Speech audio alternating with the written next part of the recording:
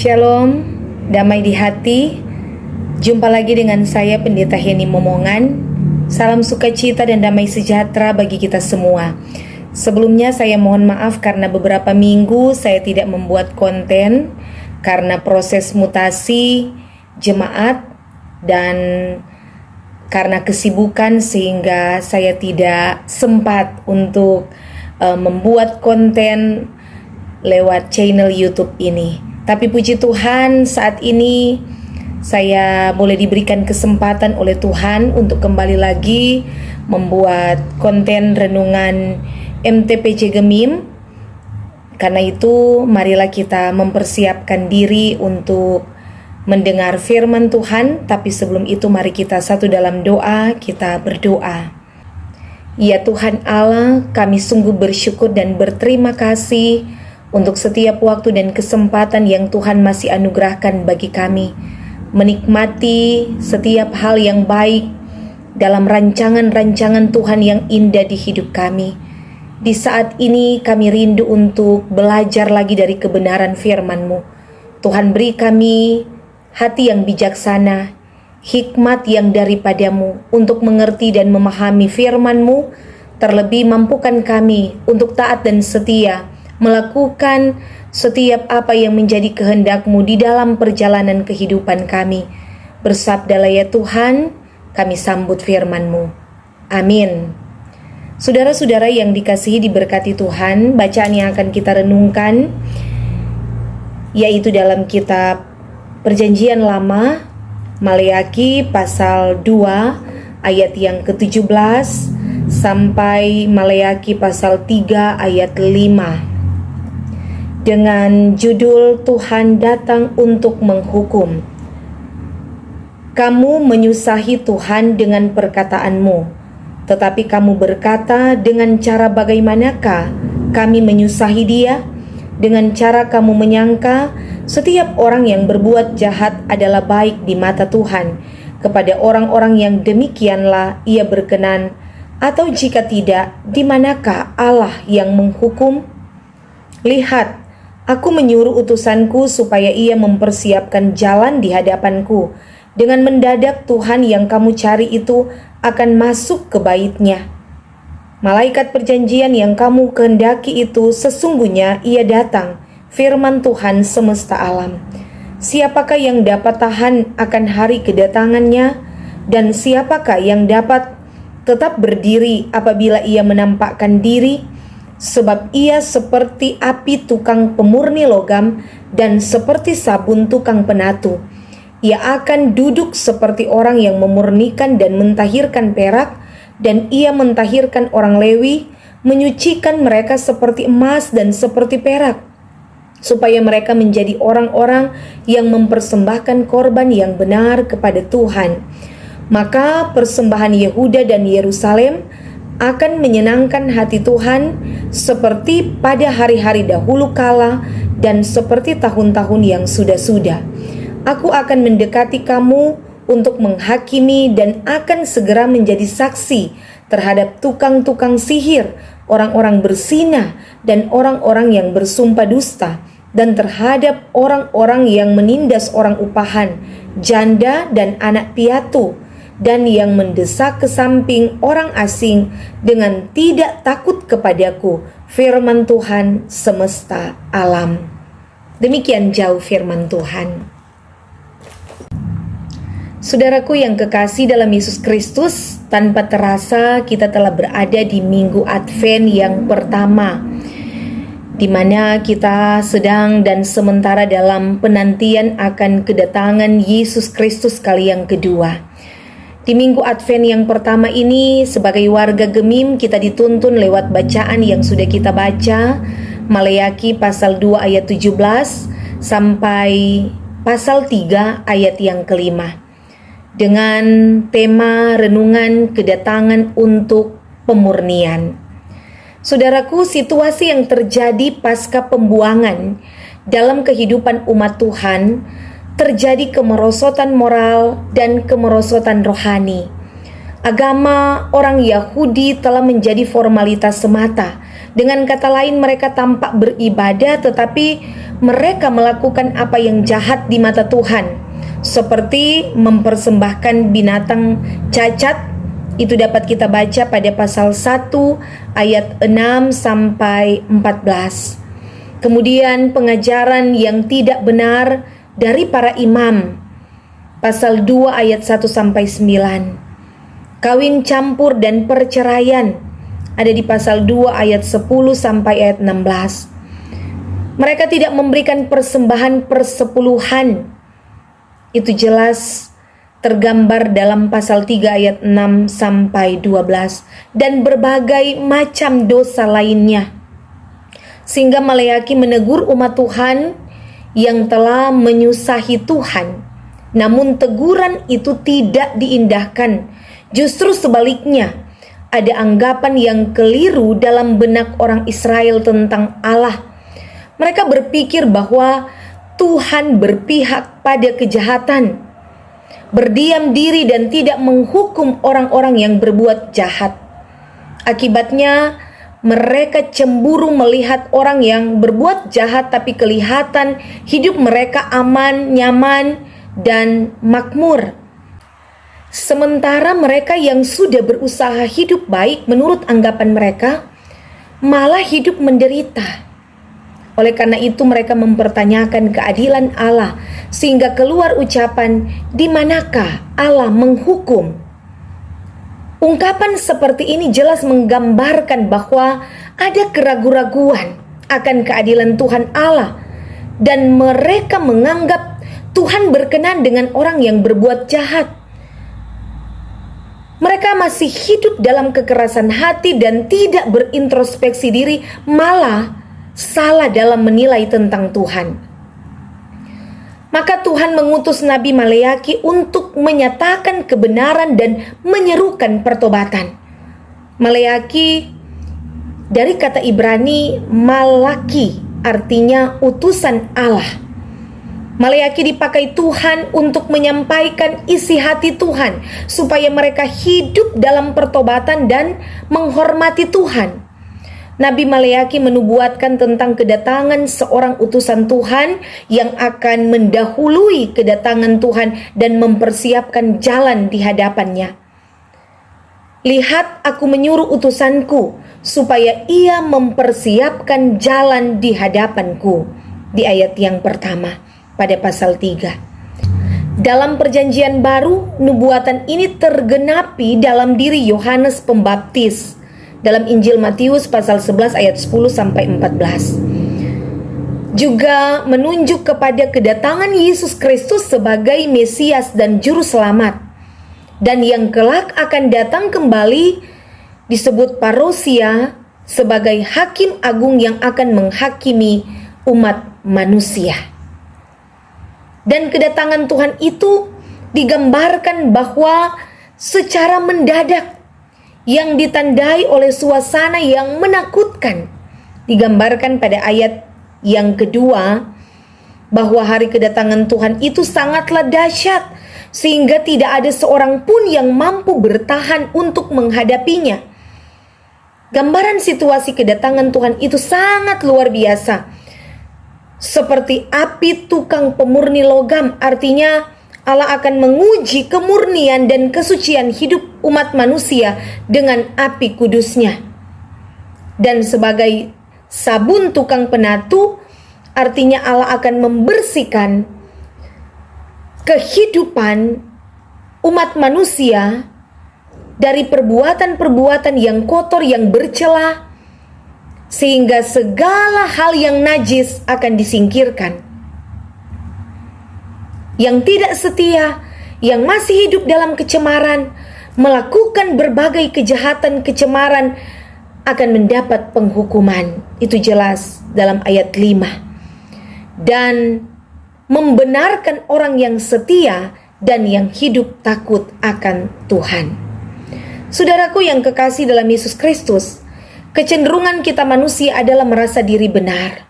Dan firman Tuhan saat ini mengingatkan saya dan saudara-saudara untuk menyadari bahwa sebagai manusia kita tidak luput dari perbuatan salah dan dosa di hadapan Tuhan. Hendaklah kita dengan penuh kerendahan hati mengakui di hadapan Tuhan dan dengan sungguh-sungguh mau hidup dalam pertobatan.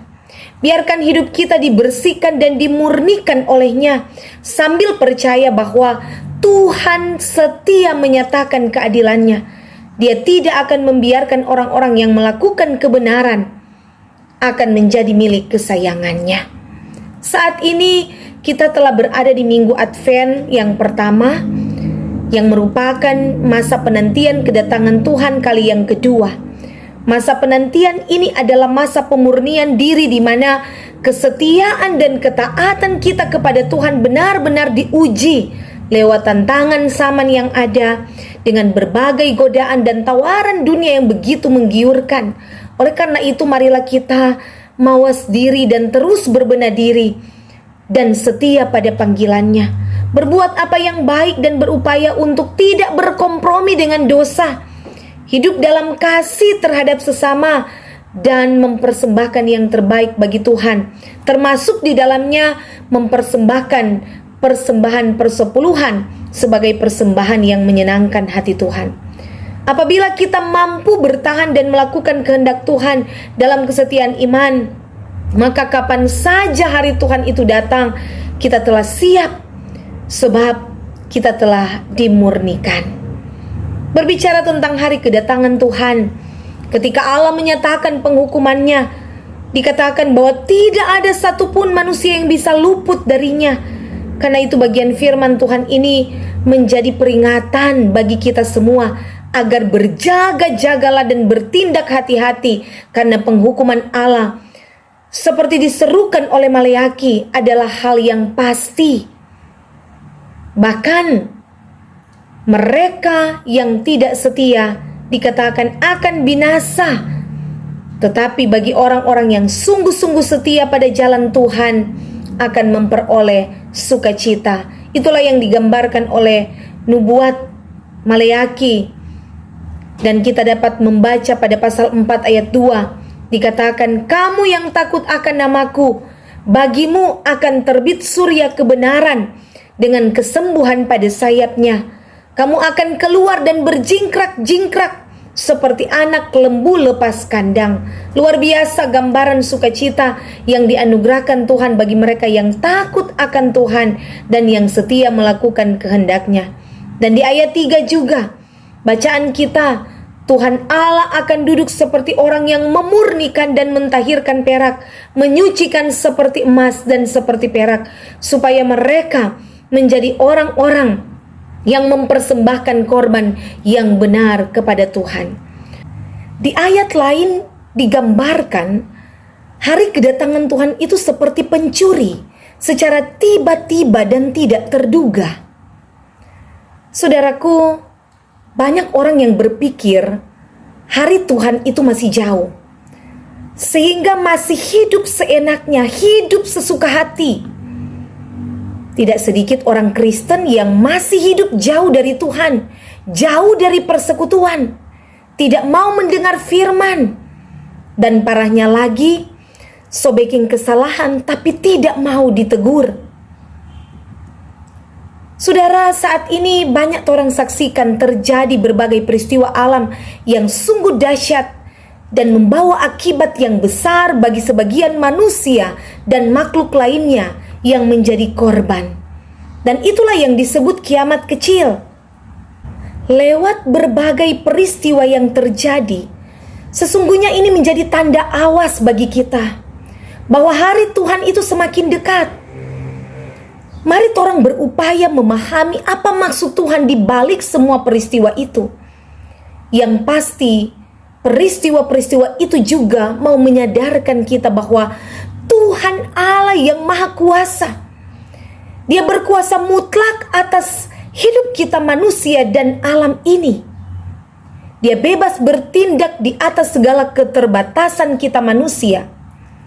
Karena itu, mari selagi Tuhan masih beri kesempatan pada orang, mari orang berusaha rubah cara hidup yang tidak baik, cara hidup yang tidak sopan, yang masih mabo-mabo, masih main judi, yang masih hidup dalam percabulan hawa nafsu, berzina, melakukan seks bebas, yang masih baku-baku marah, yang masih ada dendam iri hati yang tersimpan di hati patorang. Lepaskan semua itu. Kong mari hidup saling mengampuni, baku-baku bae, dan hidup berkenan kepada Tuhan. Ayat 5 juga di sana dikatakan, Tuhan akan menghakimi baik tukang-tukang sihir. Jadi yang masih percaya ilmu-ilmu gaib, yang masih percaya kuasa-kuasa di luar kuasa Tuhan. Kemudian dikatakan orang-orang berzina. Tadi saya katakan melakukan seks bebas, bahugel atau hubungan gelap dengan suami orang, istri orang. Tapi juga di kalangan orang muda, melakukan hubungan intim seks bebas di saat belum menikah, melacurkan diri. Ada juga kelompok LGBT, lesbian, gay, biseksual, transgender, homoseksual, hubungan seks sesama jenis. Bahkan pun perempuan menjadi laki-laki dan sebaliknya laki-laki menjadi perempuan. Semua itu adalah dosa dan tidak dikehendaki oleh Tuhan, melawan kodrat Allah. Kemudian juga disebutkan orang-orang yang bersumpah dusta. Jadi hati-hati, karena kerap kali orang menganggap dusta itu hal biasa. Tapi Tuhan sangat menentang perbuatan dan ucapan dusta. Orang-orang yang menindas orang upahan, apalagi terhadap para janda dan anak piatu atau orang asing. Jadi jangan menahan upah orang yang berhak menerimanya. Dan masih banyak lagi dosa dan perbuatan jahat di mata Tuhan. Dan orang-orang yang hidup tidak takut kepada Tuhan. Saat Tuhan datang, kita semua akan dihakimi. Dan yang tetap melakukan kejahatan akan menerima penghukuman dan kebinasaan. Karena itu saudara-saudara, selagi masih ada waktu dan kesempatan, mari orang hidup dalam pertobatan. Selagi ada waktu dan kesempatan, tetaplah hidup sebagai orang-orang yang taat dan setia. Semakin orang berdekat pada Tuhan, semakin setia, berdoa, rajin beribadah, dengar firman Tuhan, dan lakukan kehendaknya. Supaya ketika Tuhan mendapati kita setia, hidup kita akan semakin dimurnikan. Dan pasti kita menikmati mahkota kehidupan kekal bersama Tuhan. Tuhan Yesus memberkati kita semua. Amin. Mari kita berdoa. Terima kasih ya Tuhan untuk firman-Mu. Kami sadar bahwa tidaklah mudah untuk tetap menjaga hati dan hidup agar tetap murni, bersih, dan hidup kudus di hadapan-Mu. Karena itu kami membutuhkan pertolongan-Mu, bimbingan Roh Kudus, agar kami mampu menjaga perilaku hidup, agar kami berupaya untuk melakukan apa yang baik dan menjauhkan diri dari segala perbuatan-perbuatan yang jahat, yang tidak berkenan di hadapan Tuhan. Dan biarlah di masa-masa penantian akan hari kedatangan Tuhan kali yang kedua, kami akan tetap setia di dalam iman kepada Tuhan, sehingga ketika Tuhan datang kembali, Tuhan mendapati kami sebagai orang-orang yang hidup taat dan setia, dan kami boleh menikmati anugerah keselamatan dan mahkota kehidupan kekal, karena kehidupan kami telah dimurnikan dan disucikan oleh Tuhan. Terpujilah Engkau ya Tuhan Allah. Ini doa kami berkatilah kehidupan kami, dan pakailah kami untuk terus memberitakan kebenaran firman-Mu. Demi Yesus Kristus, Tuhan dan Juru Selamat kami. Amin.